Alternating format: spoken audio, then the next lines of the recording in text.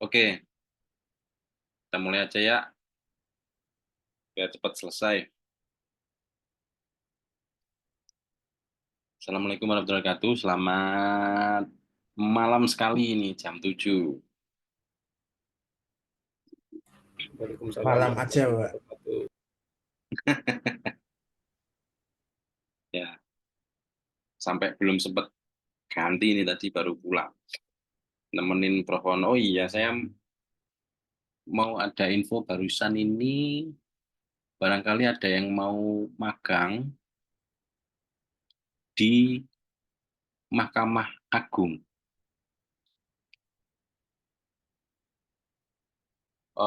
Konteksnya adalah areanya mesin learning, klasifikasi, dan sebagainya. Karena tugasnya adalah mengkaji analisis kebijakan dan strategi.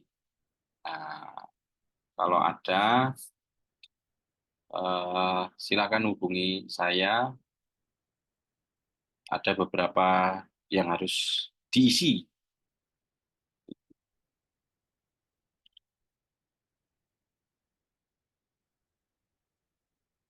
Ya, itu info awal. Oke, masuk ke materi. Konteksnya kali ini adalah pemetaan dan pemilihan masalah. Ngurusi masalah itu memang rumit ya, apalagi sektornya bisnis yang disandingkan dengan teknologi. Oke, saya coba recap dulu bahwa kita pernah belajar mengenai prinsip dasar tekno, kemudian kita mencoba untuk mencontoh ya tokoh supaya spirit kita sama begitu, karena memang kalau kita melihat dari Forbes begitu ya, rata-rata memang dunia teknologi ini lagi memimpin ya, semuanya eh, yang dihubungkan sama eh, digital, kira-kira begitu. Kemudian di pertemuan ketiga mengenai kira-kira kita mau mengide apa ya, dan prinsip dasar bisnisnya seperti apa. Nah, kemarin kita sempat eh, ngobrol mengenai memilih customer. Nah, sekarang kita coba untuk memetakan dan pemilihan masalah. Secara teori loh ya, nah, saya pikir mungkin kalau kita ketemu sama sama eh, pitching begitu, sama investor macam-macam, hal yang paling bisa disederhanakan kita membuat salah satunya adalah bisnis model kanvas. Ini mungkin di dosen lain mungkin pernah menggunakan ini begitu.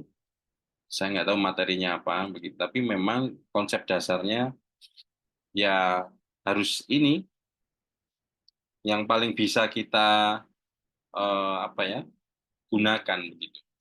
Nah, kalau kita belajar dari e-fishery kemarin, kalau kita kulik lebih dalam, saya juga coba mencari bahwa memang secara ada, ini saya mau tanya teman-teman ya, ini kasusnya e-fishery. Kira-kira akan memilih opsi yang mana sehingga e-fishery ini terjadi seperti yang sekarang. Isunya itu kurang dari 3 bulan, katanya ya, kurang dari 3 bulan. Ini kalau saya tidak mendapatkan investor baru, maka perusahaan akan tutup. Yang dibayangkan seorang direktur adalah PHK, mungkin nanti anak-anaknya gimana, istri atau suaminya seperti gimana, macam-macam lah. Akhirnya, kalau nggak salah, yang dilakukan adalah bukan sedikit ya, istilahnya memalsukan gitu ya, jumlah kuantiti customernya, keuangannya, macam-macam. tapi terselamatkan begitu. Sampai dengan kejadian kemarin baru diketahui. Kira-kira pertanyaannya teman-teman akan melakukan yang mana? Menggelembungkan seperti yang terjadi atau mem-PHK karyawan? Siapa yang mau berdiskusi sebelum kita mulai? Ada yang mau mencoba?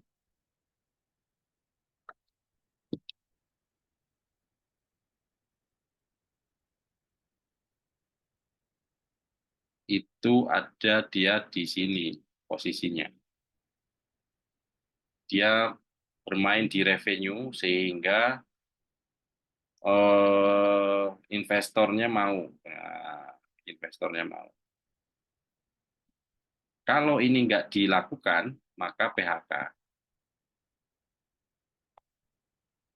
Mana kalau disuruh milih? Izin Pak. Monggo Mas Romi, kita diskusi.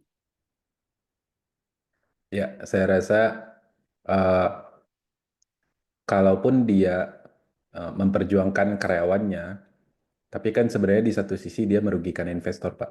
Investor Betul. itu memang terlihat uangnya banyak, tapi sebenarnya kan uang yang dipegang oleh investor itu adalah gabungan uang orang-orang lain yang kecil-kecil yang naruh uangnya di sana gitu. Oke, Anggaplah misalnya dia uangnya dari reksadana atau di mana gitu kan. oke, Artinya dia memperjuangkan karyawannya, tapi dia sebenarnya sedang mengorbankan pihak lain gitu. Jadi eh, sebenarnya akan lebih baik kalau misalnya mem-PHK karyawannya sendiri, karena memang itu eh, lebih banyak langkah yang bisa diambil setelah itu. Misalnya dengan efisiensi dia bisa memperbaiki, merekrut orang yang gajinya lebih kecil karena apa egonya lebih rendah gitu misalnya kayak gitu. Jadi bisa pivot dengan lebih mudah gitu Pak. oke. Thanks analisanya. Tapi mungkin nggak? Nah, mungkin yang ada di pikirannya, ini kayaknya ke depan bisa jadi memang hasilnya baik, sesuai dengan ekspektasi. Memang mungkin dia, saya percaya bahwa advisory ini akan tetap lanjut, revenue-nya akan bertambah terus, begitu. Kan ada kemungkinan untuk sukses. Mungkin yang di benaknya siapa ya direktur itu namanya Gibran ya? Gibran, Pak. Ya, bukan yang wakil ya, yang direktur ya. Takutnya nanti direkam nanti.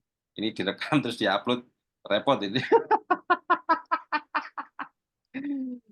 Oke, jadi eh, dari Mas Romi kita mengetahui jawaban lebih baik eh, mem-PHK-kan atau kemudian mengefisiensikan entah itu dari berbagai aspek ya, bisa menurunkan salary atau mencari programmer yang lebih murah mungkin dan sebagainya. Gitu. Tapi di satu sisi mungkin di dalam pikirannya, pikirannya si Gibran itu barangkali, insya Allah sukses nih. Oke, ada yang mau menjawab, pilih menggelembungkan, silakan. Enggak apa-apa, wong kita diskusi kok.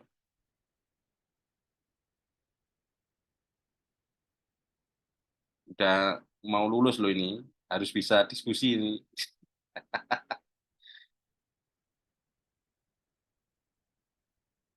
Mas Abdurrahman Hakim atau Mas Alexander Siregar, siapa tahu mau discuss. Ayo, gimana? Atau sama dengan Mas Romi?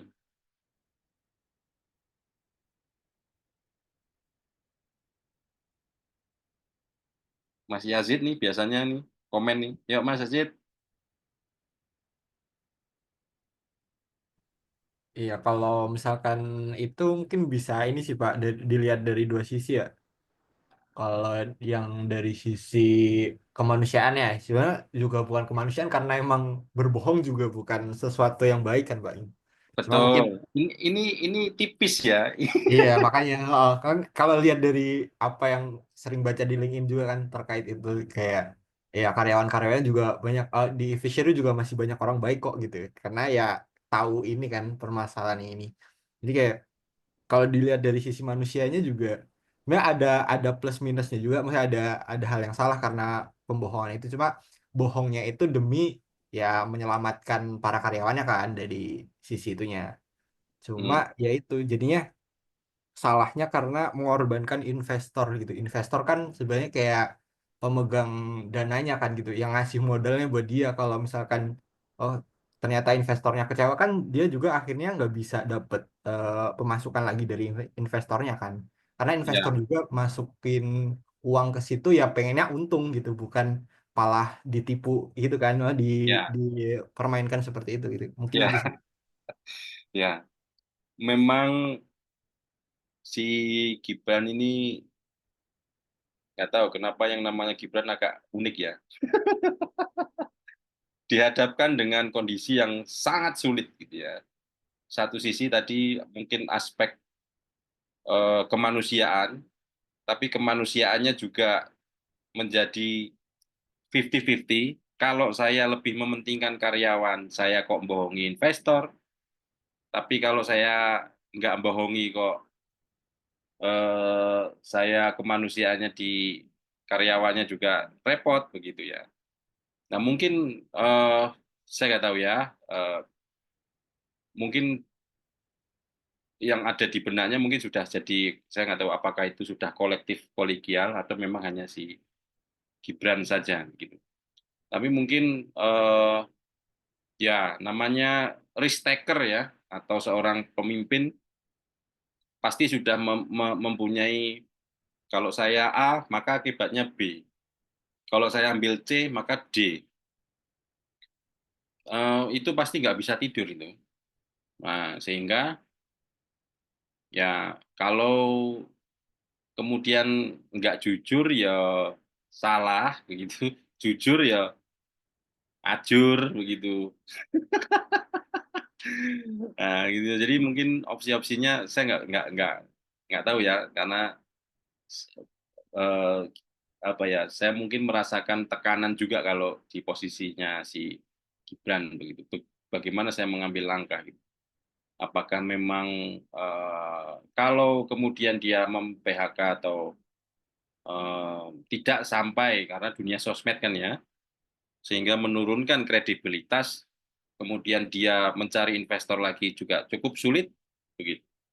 Mungkin opsi menggelembungkan, dan kalau ini opsinya adalah sukses maka investor kedua, ketiga dan seterusnya akan tetap ada.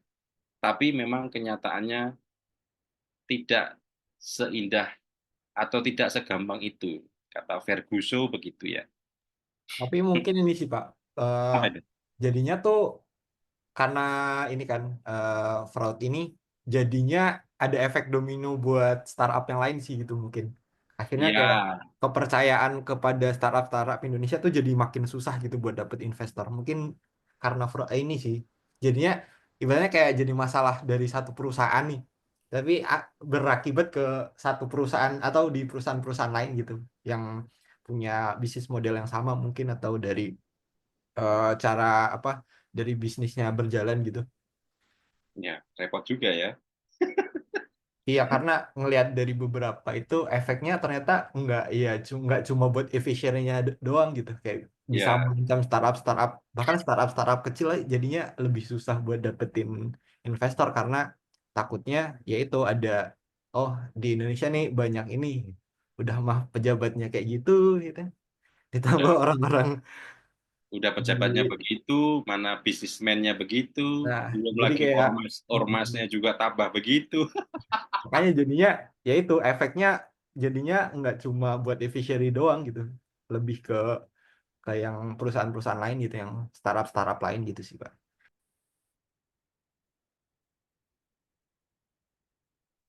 Sampai ini Mas Gali. Jadi kabur gini, Pak. digeser ke moralitas dah. Padahal di X yang bersangkutan waktu ada yang dafting masih petantang petenteng. Bahkan juga sekelas siapa itu yang mantan Menteri Perdagangan itu, pokoknya semua lah yang di kadang-kadang yang di podcastnya itu sempat klarifikasi juga. Ya semacam-macam lah. Memang POV-nya kita beda-beda ya. Kalau Mas Gali tadi POV-nya terkait dengan moralitas sehingga mengganggu semuanya, siklusnya. Mas Yazid juga menyampaikan seperti itu. Kita yang mau coba startup atau mempunyai usaha juga jadi repot gara-gara itu begitu. Ya, ini jadi cerita ya. Oke, di dalam bisnis model kanvas ini salah satu model dan semuanya harus terpenuhi. Jadi di sini ada bagaimana kalau kita misalkan membuat satu startup begitu atau usaha apapun lah begitu, karena memang tipis ya antara entrepreneur sama teknopreneur ini tipis, hanya sedikit irisannya sama teknologi begitu. Tapi secara prinsip kalau kita mau bikin sesuatu kita pasti akan berhitung cost-nya berapa ya. Nah, terus kemudian cara kita mendapatkan revenue bagaimana? Partner kita siapa? Aktivitas yang dikerjakan apa? Resource-nya seperti apa? Dan kita mengambil value proposition-nya di mana? Uniqueness-nya kita ada di mana? Siapa nih relasi kita gitu, customer relationship-nya kita siapa? Kemudian channel misalnya bila diperlukan kalau dalam proses apa namanya pengiriman dan macam-macam. Dan berikutnya target utamanya adalah customer. Itu ya sedikit penjelasannya. Nah, di beberapa penjelasan ada beberapa tipe dari ini kalau kita bicara customer segment ya. Apakah misalkan produknya kita itu mass market atau bukan? Atau kita punya niche market sendiri. Niche itu kita fokus misalnya di hijab semua. Kalau kita fokusnya di AI, AI gitu. Entah itu AI-nya tentang kesehatan, AI-nya mengenai apa? Kalau Gibran tadi bilang hilirisasi gitu ya. Yang lagi rame view-nya berapa, like-nya berapa. Yang ketawa sih. Oke lah, jadi kemana-mana ya. Terus produknya kita segmented atau enggak gitu si customer-nya. Kemudian ada nggak diversifikasi. Ya ini secara umum seperti itulah ya. Nah, dalam konteks segmennya ini, teman-teman bisa mungkin bisa dicari di beberapa jurnal atau mungkin buku. Kebetulan ini yang saya pakai adalah buku. Nah, untuk siapa kita ini menciptakan sebuah nilainya ini, gitu, si customer tadi ya. Siapa pelanggan yang paling penting, B2B atau B2C. Nah, memang agak agak sulit ya kronologisnya. Jadi ini seperti telur sama ayam atau bisnis dulu, mulai dulu atau kita harus observasi dulu. Nah, ini apa kondisinya agak sulit ya. Tapi kalau memang teman-teman memang saya meyakini sudah ada niche-nya masing-masing ya. Mungkin di software juga ada, di e-commerce juga ada. Kemarin di Mas Alexander itu di sepatu ya, itu juga ada. Yang di sektor makanan ringan juga ada, macam-macam lah. ISP macam-macam kita punya. Nah, targetnya memang di manakah mereka tinggal gitu. Kalau kita bicara mungkin Gojek begitu, mungkin daerah padat ataupun daerah terpencil mungkin juga butuh. saya nggak tahu ya. Kalau di tempat saya eh, tidak semuanya ada sekarang sudah tidak semuanya sekarang memiliki trayek mikrolet. Sama halnya mungkin di Tangsel ya, yang warnanya hijau mungkin nggak semuanya ada begitu. Sehingga kalau sekarang kita bilang macet ya karena memang transportasinya sudah beralih, sehingga mungkin angkutan massalnya bisa diperbaiki atau mungkin shelter-shelternya dibanyakin atau mungkin waktunya jangan terlalu lama gitu. Misalkan tiap 10 menit ada begitu sehingga orang akan mungkin beralih dan sebagainya. Nah, kemudian di segmennya itu kita bicara berapa usia, bagaimana mereka berinteraksi, apa yang menjadi kebutuhan mereka, berapa pengeluaran yang mereka per bulan. Hmm, saya mau nanya ini, saya nggak tahu teman-teman sering beli atau enggak ya. Andai kata misalkan kita coba parfum ya, pasti pernah beli dong.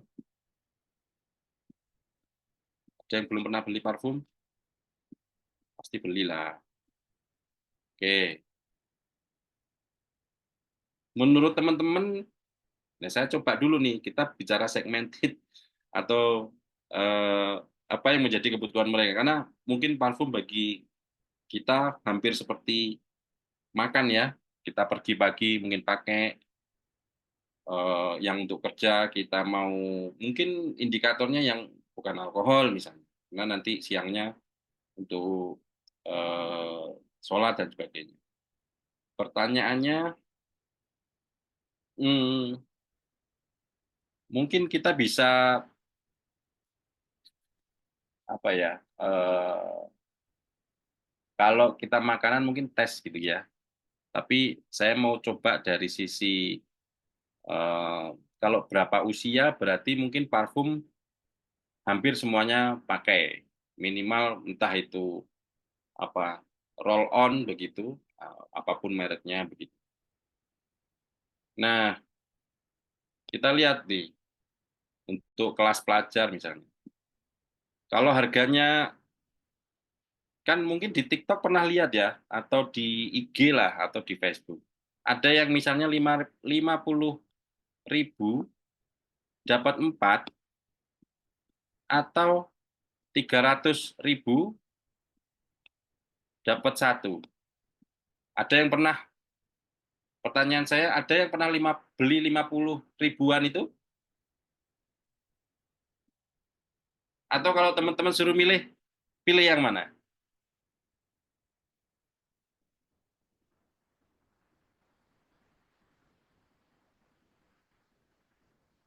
Ini yang cewek-cewek nih,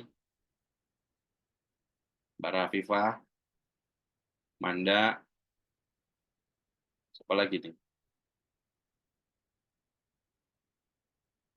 Ciwi-ciwi, Alicia, siapa lagi nih? Mbak Nurul, Mbak Putri,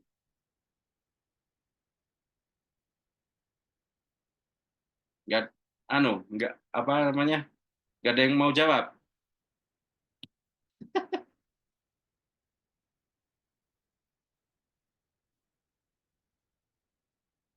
50.000 sama-sama wangi. Oke, kalau konteksnya sama-sama wangi, 50.000. Nah, ini mungkin konteksnya yaitu, kalau 50.000 dapat 4 terlalu murah. Jadi ada perasaan kayaknya murahan deh. Cowok mah nggak pakai kis, spray cukup ya. Oke. Nah, mungkin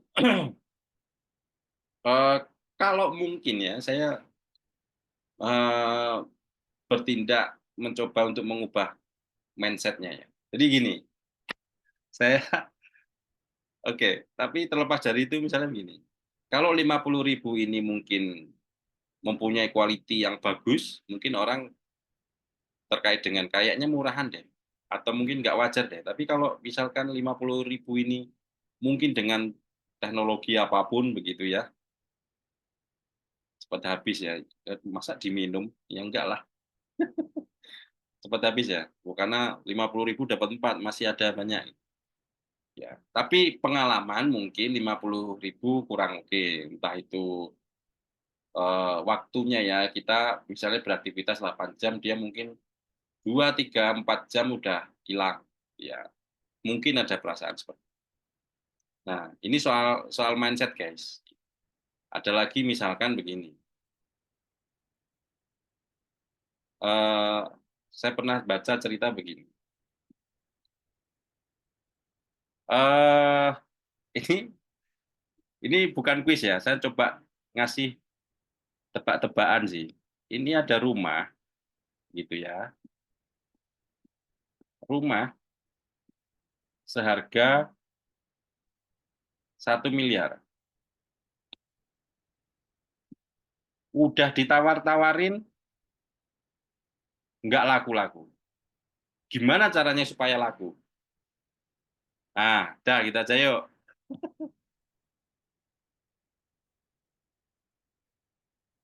Ada rumah seharga 1 M, dijual nggak laku-laku. Duh, wong 1 M aja nggak laku, malah dinaikin harga. Gimana caranya supaya 1 M ini laku terjual? Supaya laku. Gimana? Mengubah mindset-nya gimana? Bonus Vespa. Iya, Vespa-nya Vincent ya? Iklan. Sebut terus kelebihannya. Oke.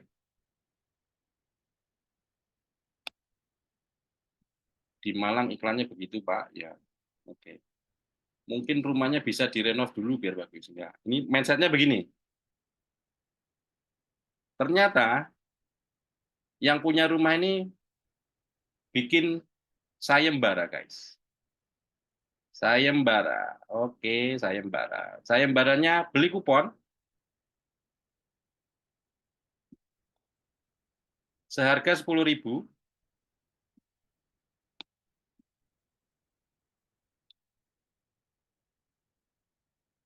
Oke.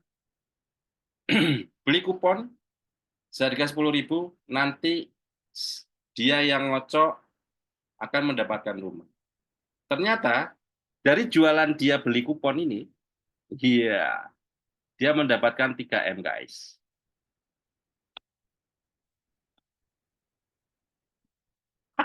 Ini soal mindset. Iya juga ya. Ya, ya, ya. Mungkin nggak? Nah, saya nggak tahu. Tapi itu yang saya baca sih. Soal mindset. Diskon buat yang solo player. Ya, ya. Dijual ke siapa itu yang sutradara. Sutradara seneng horor tuh. Ya, situlah. Ada yang sudah nonton Jumbo belum? Kebetulan saya punya anak kecil, jadi sudah. Bagus, guys. Oke, ini tadi soal mindset ya. Jadi, rumah 1 M nggak bisa kejual udah beberapa tahun. Apa yang dilakukan yang pemilik rumah? Dia jual kupon harga 10.000, dia bikin batas waktu, nanti yang menang akan dapat rumah itu. Nah, ternyata dia dapat 3 M. Itu soal mindset. Oke, jadi ini segmen tadi. Nah, value propositioning itu. Jadi kita mau menempatkan gimana, misalkan ini newness loh, baru loh, baru produk baru, ya baru tak ciptakan kemarin. Nggak, artinya kalau value-nya tadi misalkan parfumnya itu mungkin kalau parfum untuk olahragawan yang mengambil temanya itu, terus eh, mungkin untuk pecinta gunung atau mungkin saya nggak tahu, intinya dia akan mengambil posisi yang mana. Nah, teman-teman mungkin dalam memilih cloud juga, saya nggak tahu antara Amazon, GCP, atau mungkin cloud host yang ada di Indonesia. Saya pikir mereka punya value proposition sendiri. kenapa, bagaimana, entah itu mungkin pasti akan membandingkan kan, gitu. Atau dalang.io murah, spek oke, itu mungkin akan berpindah. Kalau kemarin Mas Romi, saya lebih enak untuk colocation Pak, ya. Itu persepsi yang berbeda. Jadi ada kebutuhan dan menempatkan segmen tadi yang di customer segmennya tadi. Nah, terus kemudian bagaimana value-nya, performanya, customization-nya, terus kemudian untuk mendapatkan produknya itu seberapa cepat. Oke. Nah, untuk nanti bisa dibaca ya. Nah, untuk channel sendiri, nah ini menggambarkan sebuah perusahaan dapat menjalin komunikasi dengan pelanggannya, menyampaikan proposisi atau fungsi dari si produknya itu. Dia bisa menggunakan Salesforce biasanya, ini gaya lama, atau mungkin web sales, kemudian partner store, kemudian wholesale store, macam-macam. Mungkin sekarang ada yang mulai lagi untuk offline, gitu ya.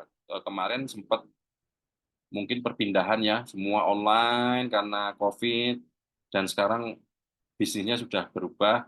Ada yang sekarang banyak yang membuka store-store baru. Nah, di satu sisi mungkin yang lain juga tutup begitu karena mungkin produknya ya kemarin sempat kita bahas karena Tupperware terlalu awet atau mungkin dia nggak mengikuti perkembangan sehingga desainnya jadi jelek macam-macam lah begitu. Nah, kemudian eh,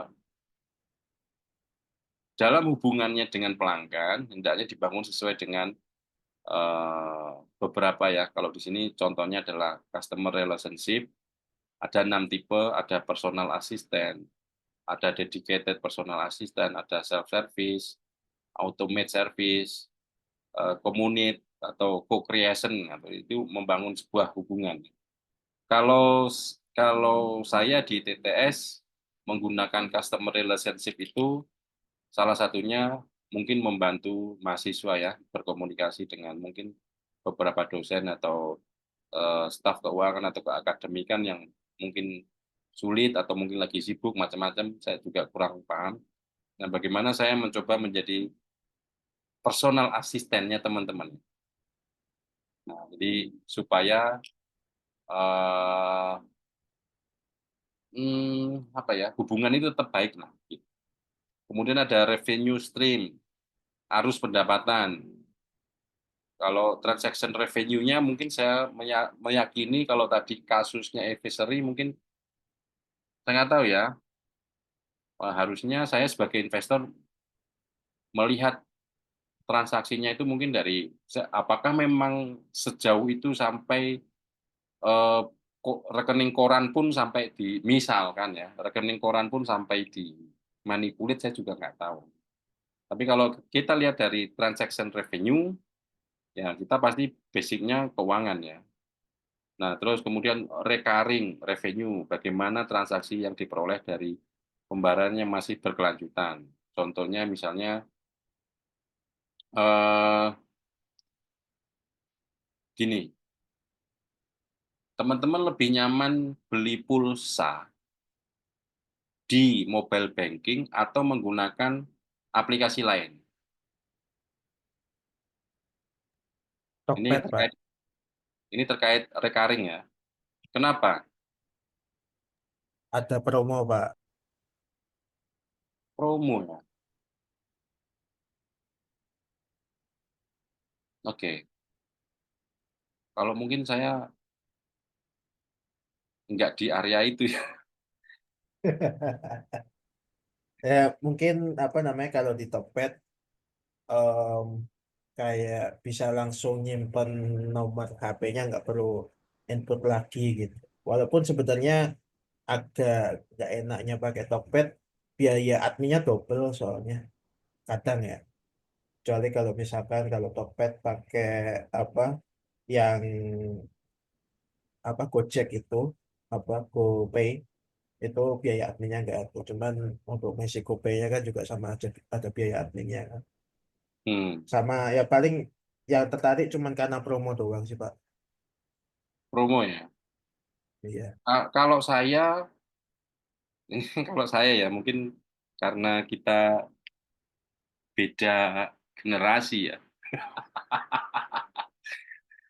Ya, walaupun mungkin ada selisih-selisih 1.000, 2.000, 2,5, bahkan mungkin sampai 5.000, ya wes lah, mobile banking, pulsa, we kok. Gitu. Tapi kalau kemudian karena memang nggak bisa, karena dipaksa kita mau pesen Gojek-nya nggak bisa di mobile banking, nah itu baru saya pakai aplikasinya dan saya top up ke GoPay-nya. Gitu. Tapi tadi kenapa saya ngambil contoh pulsa ya karena di mobile banking ada. Begitu juga pulsa listrik. Pokoknya yang kalau saya nih, saya termasuk customer segmented ya.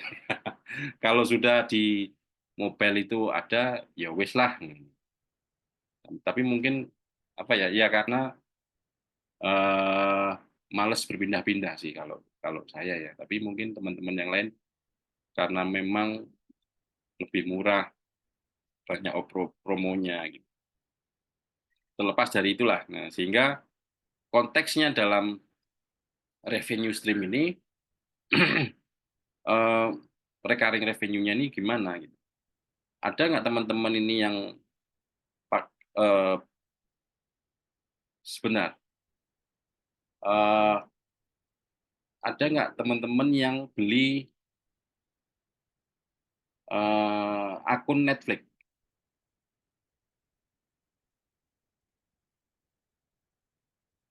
Ada? Nah, yang sendiri atau yang bareng-bareng kira-kira begitu.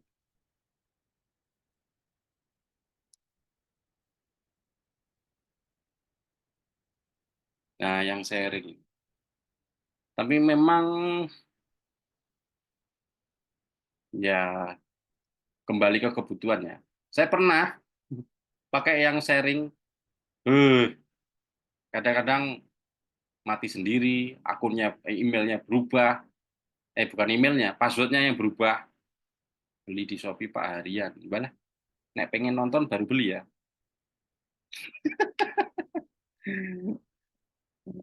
Ya, ya, ya, ya. Tapi maksudku ya seperti itu. Nah, ini yang agak lucu nih. Pernah nggak terpikir, ini revenue stream-nya konteksnya. YouTube, orang apply ke YouTube supaya eh, orang menonton iklan kita. Yang ini ya Pak, yang kalau iklan apa orang apa perusahaan bayar YouTube biar nampilin iklan, tapi orang yang mau nonton YouTube bayar biar nggak nonton iklannya. Nah, itu maksudku, Mas. Iya ya, bisnis modelnya ya. Menarik sih itu. Ya Untung juga ya. banget itu Pak. Hah? Jadi kayak ibaratnya kayak udahlah nggak usah ngapa-ngapain gitu. Buat Iya, misalkan sebelum. ya user nih, ya udah nggak usah ngapain tapi ini bayar bayar kan udah nggak perlu ngerubah apa-apa kan. Nah ya, untungnya 2 kali kan? Iya bener. Iya, iya juga ya. Nah, nah memang kebutuhannya banyak guys. Ya listrik tadi, kata bapak-bapak ya. Listrik, pulsa, mungkin kalau kita pengen nyantai kita beli Netflix, ya justru ya mungkin kebutuhan sudah masuk ke kebutuhan wajib. Nah ini agak repot nih. Nek wis tua-tua gini iki video. Nah, belum lagi video. Nonton bola. Ini juga repot juga nih sekarang. Semuanya berbayar semuanya. Is, untung Gusti Allah udara nggak suruh bayar ya. Kalau udara suruh bayar mati kita. Oke, em, di beberapa revenue stream terdapat beberapa tipe, misalkan asset sale, ada usage fee, ada subscription ya, fee, kemudian ada lending, ada renting, ada leasing, licensing, macam-macam lah.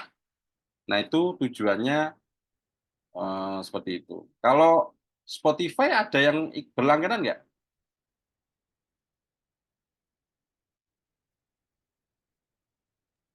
Kadang-kadang Pak, Kadang-kadang,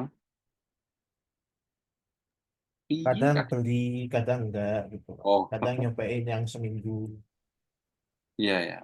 Itu tergantung apa? Kalau bola kan tergantung mungkin klubnya kita suka, memang momennya lagi timnas nasional gitu. Tapi kalau Spotify apa momennya? Kalau dulu itu ada sistem di mana kayak podcast, tapi dia juga ngasih lagu-lagu kayak rekomendasi dari podcastnya itu. Cuman kalau untuk dengerin lagu fullnya itu harus premium, Pak. Tapi sekarang Oh, fiturnya udah gak ada dia. oh, iya iya iya iya. Jadi kalau kalau nggak ada premium, dia cuma disetelin lagu 5 detik apa berapa gitu. Terus habis itu lanjut lagi ngobrol lagi podcastnya gitu, Pak.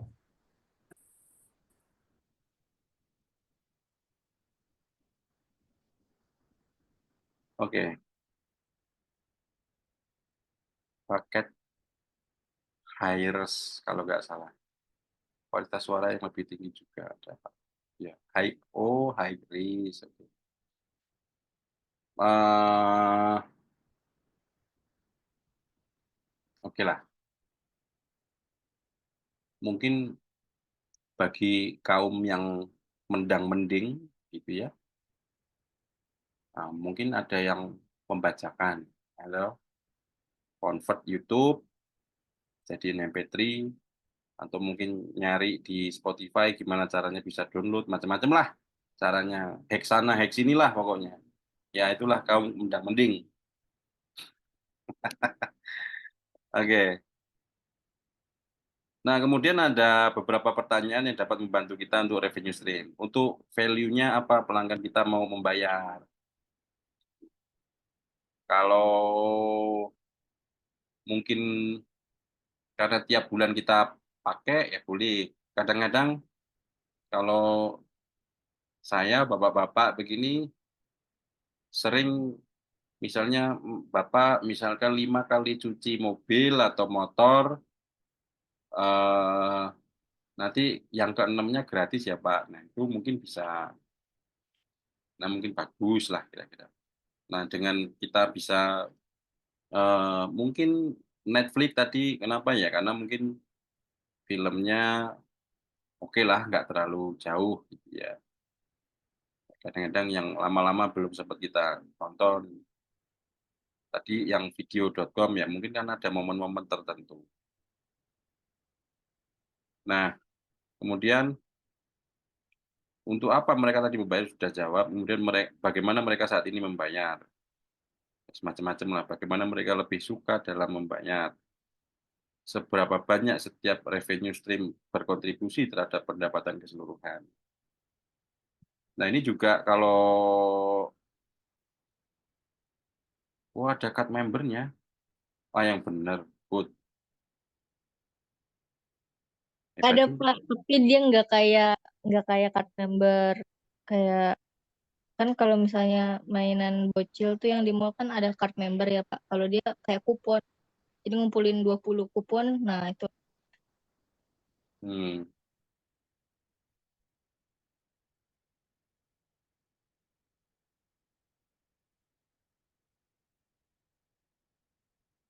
ya, ya, ya. Baru, baru nggak ini ya. Hmm, saya tadi mau masuk mana ya? eh hmm, Menarik ini. Sampai ada, tapi isi bensinnya full nggak? Ya Oke, paling oh 20.000 gitu. iya ya, jadi ingat nih. Sebentar Bu, saya potong. Jadi ingat terkait dengan seberapa banyak revenue stream berkontribusi terhadap pendapatan. Saya mau cerita eh, kemarin saya sempat menjadi narasumber terkait dengan AI readiness ya. AI readiness itu bagaimana menerapkan AI di suatu instansi. Anggap aja eh, mungkin perusahaan yang menerapkan sektor ERP, ya, bidangnya bisa apapun. Pertanyaannya adalah, ketika saya dihadapkan pertanyaannya begini, ketika saya menerapkan AI, Mas, begitu, saya tentunya akan mengeluarkan banyak nilai, terutama mungkin bagian infrastruktur dan lain-lain. Nah, eh, kemudian bagaimana saya tetap bisa mempertahankan revenue saya? Nah, kira-kira teman-teman akan menjawab apa?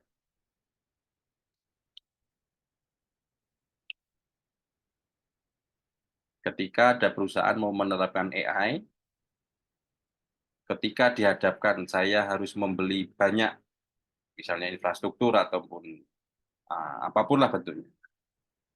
Terus kemudian disandingkan dengan revenue-nya, kira-kira teman-teman akan menjawab gimana? Apakah saya harus tetap menerapkan? Ini kaitannya sama teknologi readiness ya, atau penerapan AI tadi itu di sebuah perusahaan. Kira-kira akan menjawab apa?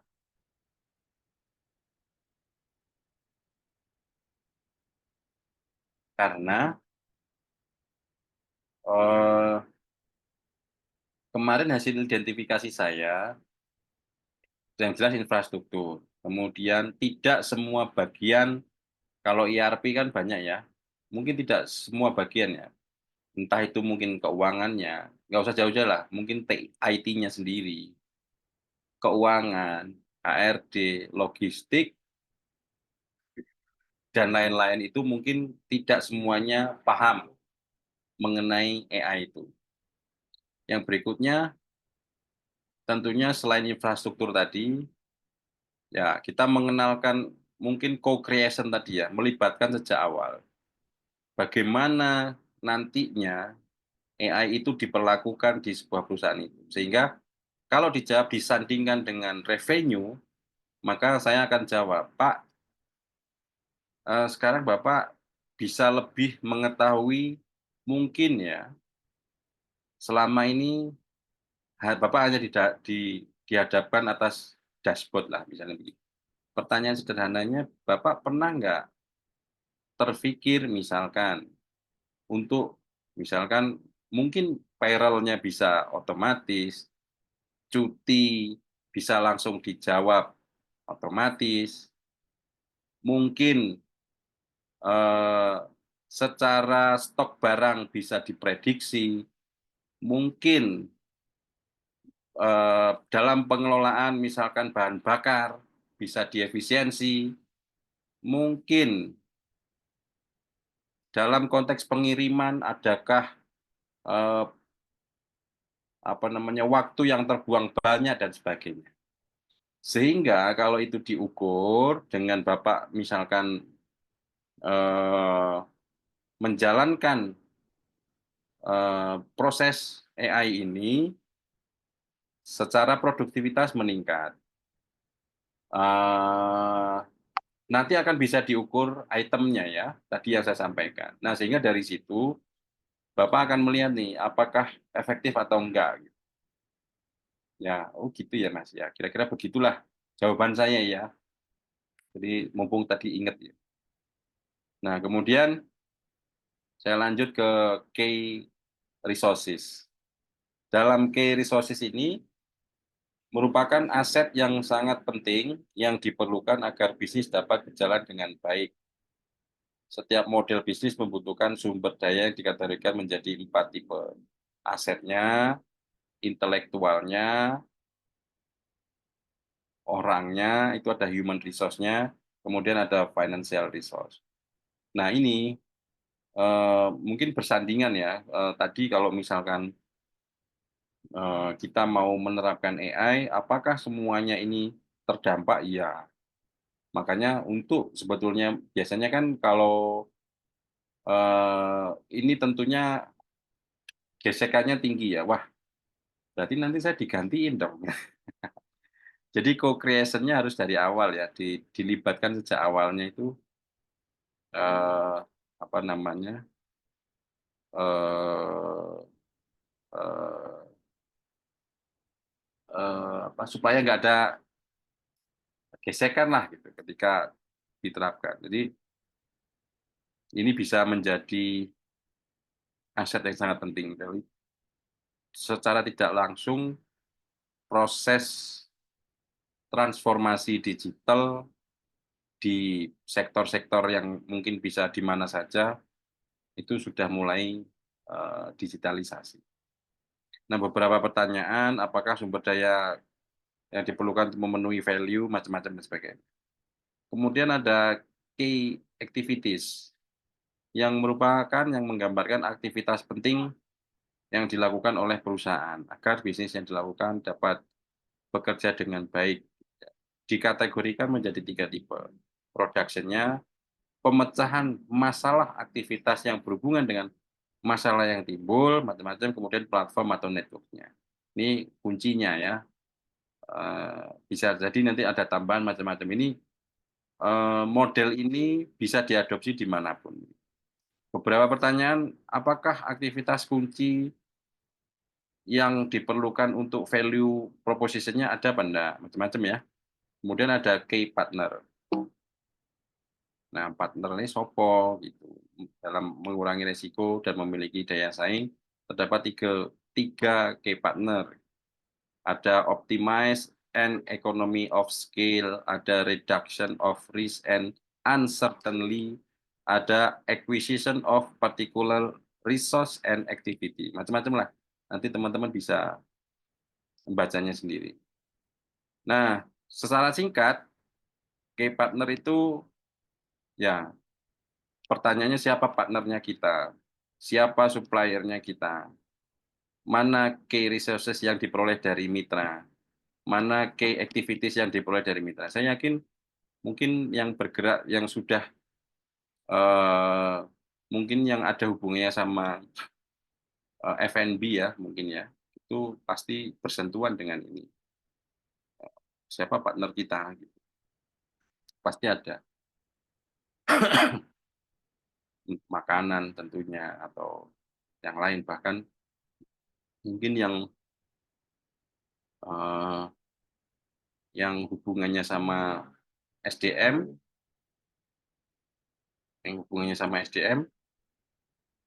eh,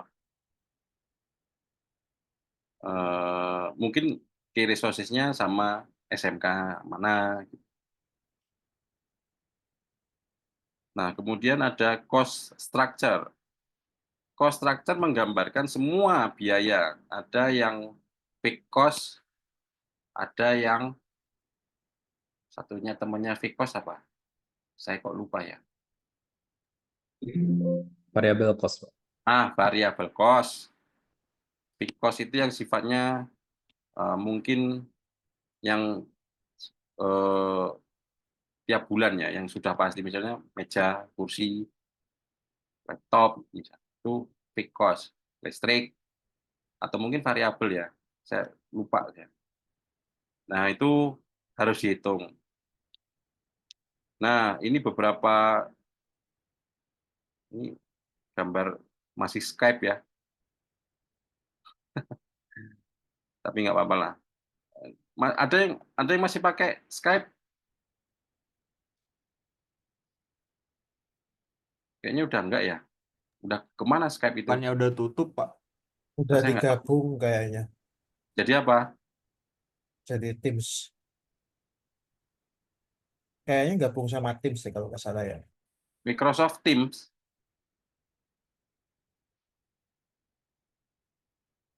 Ya, oke lah. Nah, ini nanti bisa di ini. Nah, ini mungkin ada Facebook gitu ya. World's leading social network site. Nah, ini cost structure-nya. Dia ada data center, ada mungkin marketing tadi termasuk variable cost. Kemudian research and development ini jelas. Ada general and administrative, mungkin hubungannya sama undang-undang atau mungkin saya nggak tahu ya, keterlibatan mereka membangun pabrik macam-macam mungkin juga ada cost gitu ya. Nah, mana nih ibu-ibu FB Pro nih? Ada nggak nih?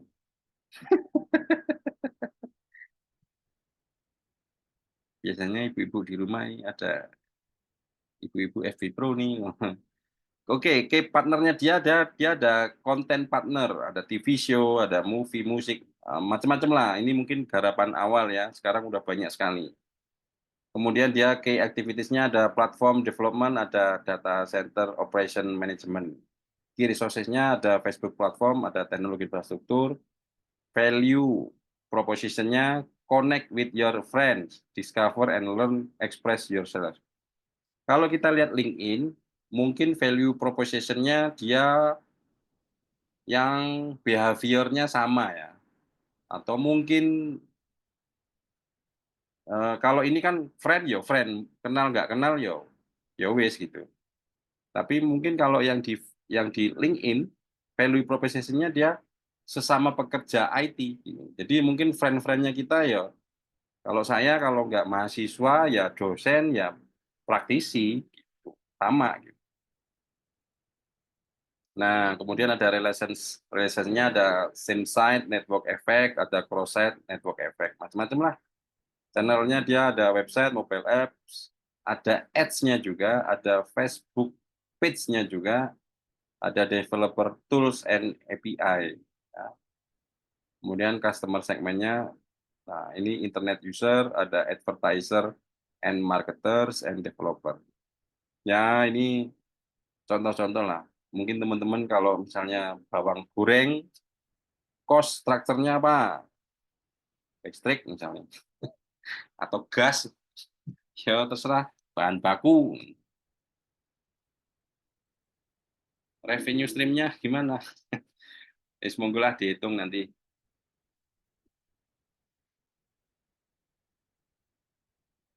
Ini soccer, WC 2010, macam-macam lah. Ya ini bisa dicari contohnya, banyak. Oke, ternyata kecepatan guys jam 8. Ada pertanyaan kah? Monggo. Kalau ada pertanyaan. Kalau Pengen nggak nanya Pak, ada, boleh. tapi di luar ini ya Pak, di luar materi. Kalau nggak ada di luar materi boleh. Saya tadi mau bilang gitu. Gini kan, saya kan sekarang ya juga sambil nyoba-nyoba buka jasa freelance gitu kan Pak. Oke, bikin Nah, satu platform freelancingnya atau ikut dalam freelancingnya? ikut ya gimana ya, pokoknya ya masukin Porto ke salah satu Oh, situs. kayak Fiverr gitu, Iya, masukin oh ke betul betul. Upwork begitu ya. Oke. Oh. Nah, waktu itu sempat ada penawaran tuh agak unik sih Pak. Jadi kayak joki joki skripsi, tapi dia bukan joki skripsinya, tapi joki buat aplikasi untuk bahan dia skripsi gitu Pak. Tapi dia tuh bukan dari orang IT, jadi kayak orang jadi psikolog gitu lah Pak. Dia tuh pengen bikin aplikasi buat ngecek atau kontrol kesehatan mental. Nah, terus Oh, iya. terus tapi dia minta harganya tuh yang bikin kita jadi nggak sehat mental. Nah, karena mintanya banyak banyak fiturnya, cuma dia ada budgetnya cuma 500.000 gitu, Pak. Itu kan bikin kita nggak sehat mental ya, Pak. Nah, cara menanggapi orang-orang yang mungkin nggak tahu pasarnya orang IT gitu, Pak. Gimana, Pak? Cara cara menanggapi yang bagus gitu, Pak. Karena kadang-kadang kan butuh itu ya biar satu hal mungkin dianya oh belum tahu tapi kita bisa ngasih tahu dan ketika dia tahu dia bisa balik ke kita gitu gitu Pak. Mungkin Oke, tetap oke, pertanyaan bagus. Tapi sebelum ke sana, saya juga ada job yang luar biasa. Siapa tahu teman-teman mau ngambil. Ini kerjaan di luar Nurul. Saya kemarin ditawari temen masang backlink tapi judul. Wah, wes. Kesehatan mental saya terganggu.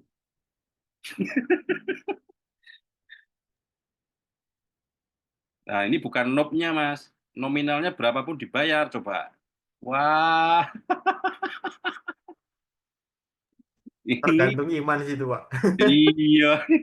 Iya, wih, mau ngambil enak, gak diambil bingung, tapi dosa. Iya, saya kemarin ada tawaran itu. Gimana, Mas?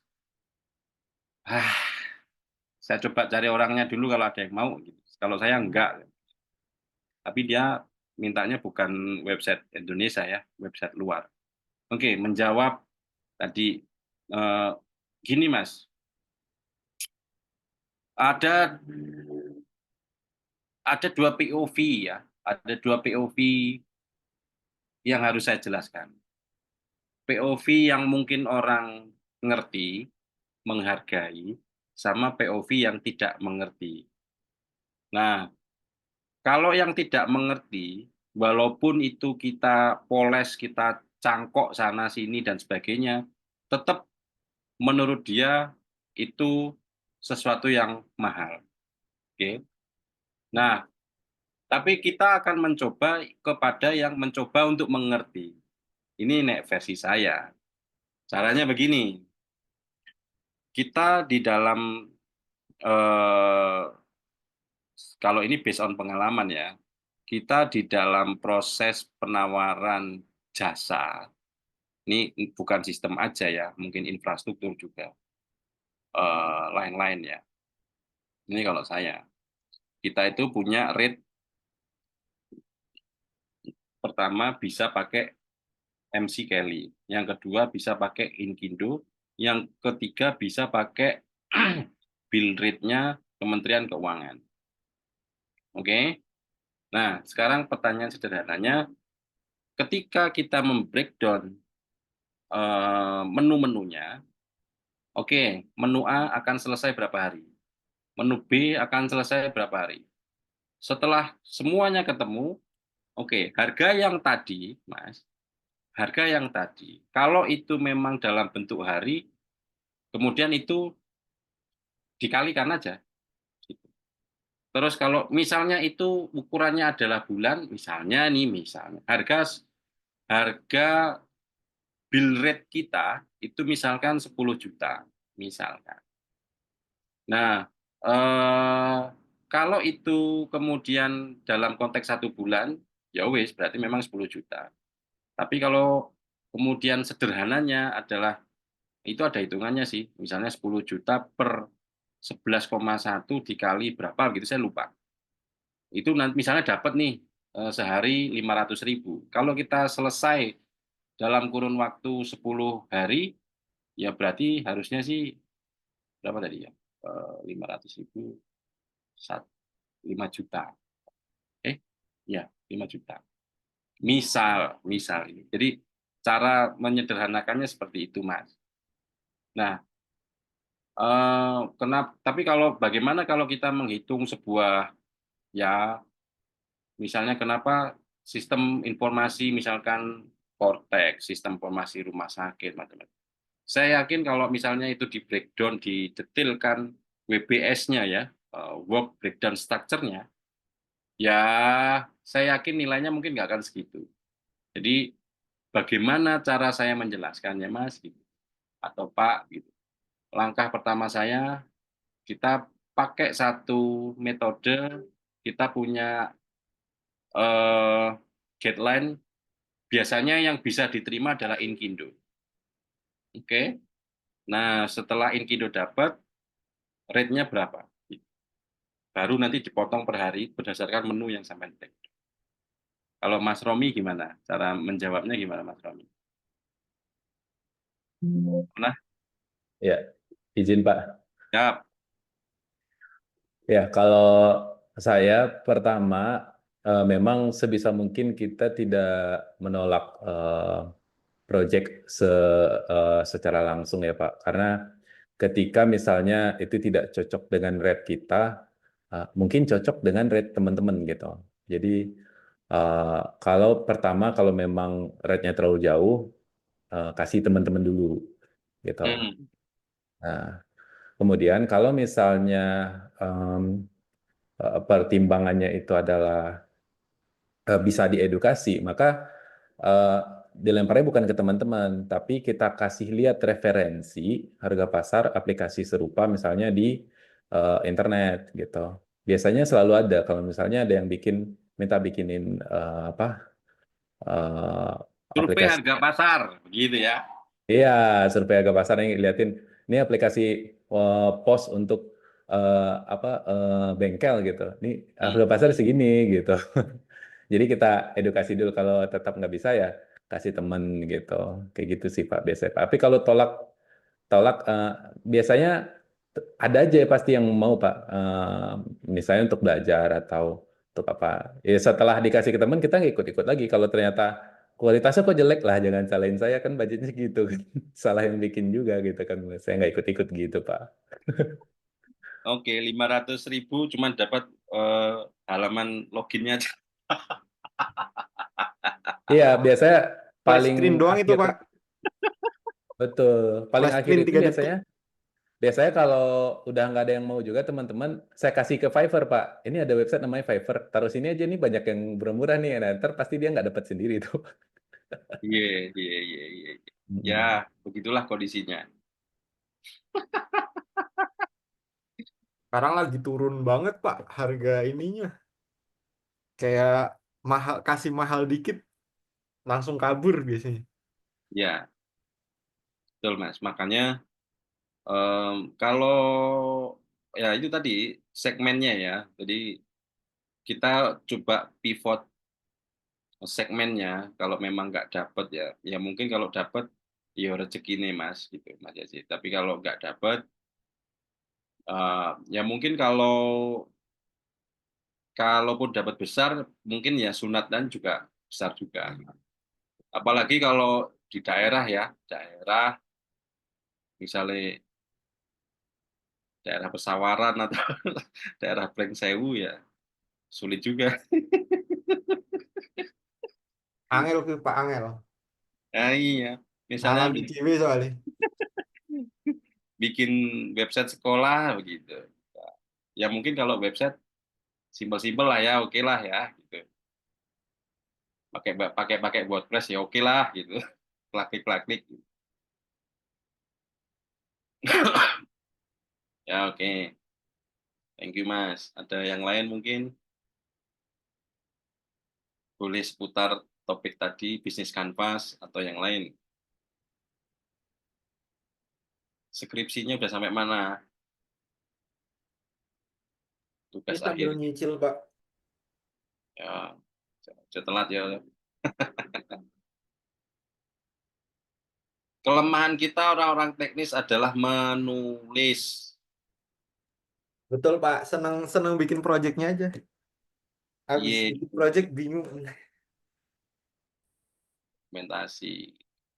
Tapi mungkin dengan ya sedikit bantuan AI lah gitu ya.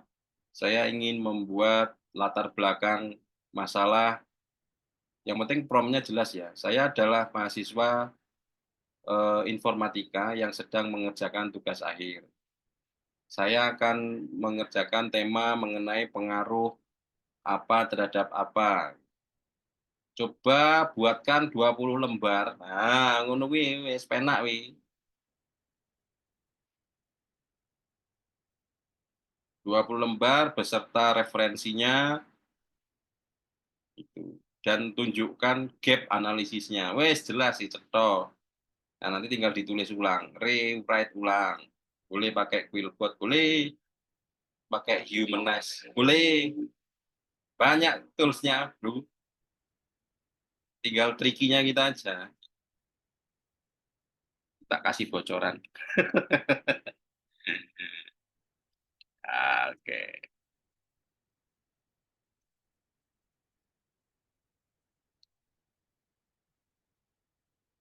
Nah, bagi yang apa namanya, semuanya sudah ngelihat kelompoknya kan ya, tugasnya ya. Ini nanti UTS, tugasnya nanti silakan dikirim saja. Terus nanti pertemuan 9 baru kita mulai present per kelompok itu nanti nilainya sebagai UAS. Jadi UTS-nya nanti kosong, UAS-nya kosong. Wes pena. Ngurus tugas akhir pena.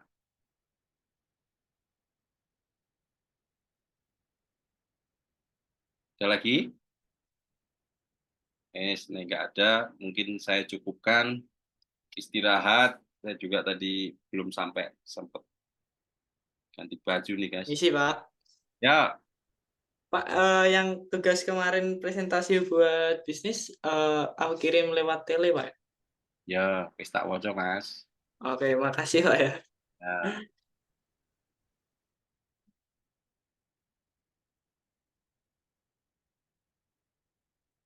Oke, kalau nggak ada, saya cukupkan sekian. Terima kasih, sehat-sehat semuanya, sukses. Sampai ketemu di pertemuan selanjutnya. Assalamualaikum warahmatullahi wabarakatuh. Waalaikumsalam warahmatullahi Waalaikumsalam, Pak. Terima kasih Terima kasih, Pak. banyak, Selamat Pak. malam. Ya, ya, Makasih Pak. Oke,